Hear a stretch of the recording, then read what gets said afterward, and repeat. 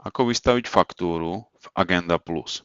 Kliknem na tlačidlo Nová faktúra, vyberiem zákazníka zo svojho zoznamu zákazníkov, údaje sa načítajú automaticky. Kliknem na Vytvoriť faktúru a následne môžem začať pridávať položky.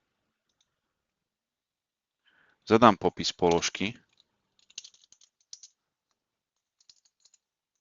množstvo,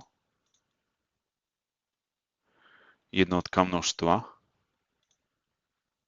cenu a vyberiem DPH. Položku pridám do faktúry. Faktúra je stále v stave návrhu a môžem ju kedykoľvek upraviť alebo vymazať. Pre vystavenie faktúry kliknem na tlačidlo Vystaviť faktúru a potvrdím vystavenie.